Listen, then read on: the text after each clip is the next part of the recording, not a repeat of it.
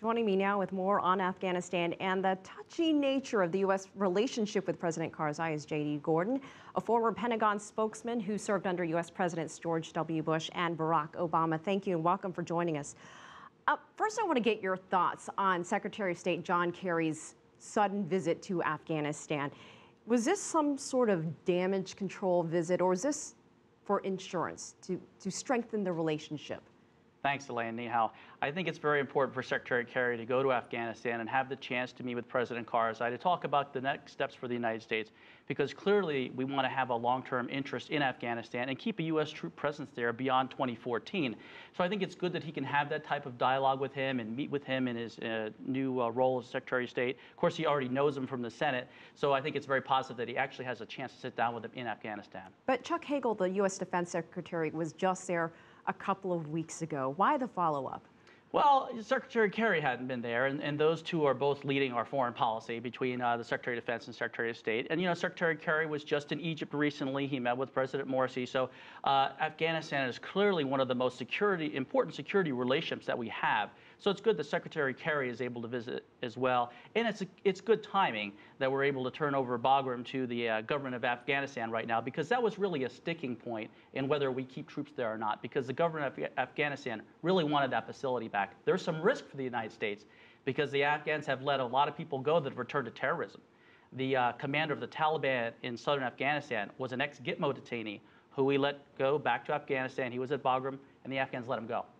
And there have been other attacks against U.S. forces from detainees who the government of Afghanistan has let go. So there's some risk for the United States, but in the long term, it's good that we turned it over. Well, let's add to that, because there were certainly some hiccups with this handover. It was delayed. There was some going back and forth. There were a lot of sticking points. Is that a sign of what we can see when this handover happens next year? Will we see any complications or any delays regarding 2014? Oh, yes, absolutely. This is just a preview.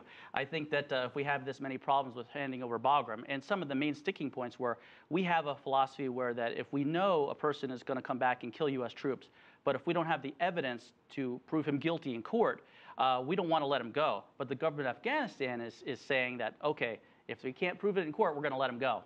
But we know that's going to result in deaths of U.S. troops and probably Afghan soldiers as well. And so we're able to retain about 50 people. The United States is holding about 50 people, but the rest of them and the prison itself we're turning over to the government of Afghanistan. So I think it's encouraging, but it is a preview of what's going to come in 2014. It's going to be even more complicated than this.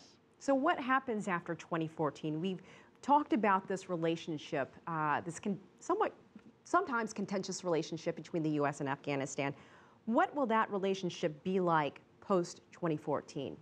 Well, we're hoping it's going to be as positive as possible. There are a variety of options that we have in the United States, but we really want to stay in Afghanistan if possible. Because if we leave completely, like we left in Iraq, we fear that al-Qaeda could be back, that the Taliban could challenge the government of Afghanistan and topple it. So we definitely want to maintain a footprint in Afghanistan. And very key to that is the status of force agreement, which means our troops would be immune from the courts in Afghanistan. We weren't able to get that done in Iraq, which is why we had to withdraw completely from Iraq. We don't want that to happen in Afghanistan. We want to be able to keep drones there, to have strikes, whether it's Afghanistan or in Pakistan. We want to keep a footprint of troops there to train the Afghan forces so they can combat the Taliban. So it's very critical for the United States that we keep a footprint there. We don't want to spend 12 years for nothing, just to have al-Qaeda come back in the Hindu Kush mountains. We want to make sure that we can have a lasting presence there for peace, stability, and security for the region. All right, J.D. Gordon, we'll leave it there. Thank you so much. We'll have you back again. Thank you.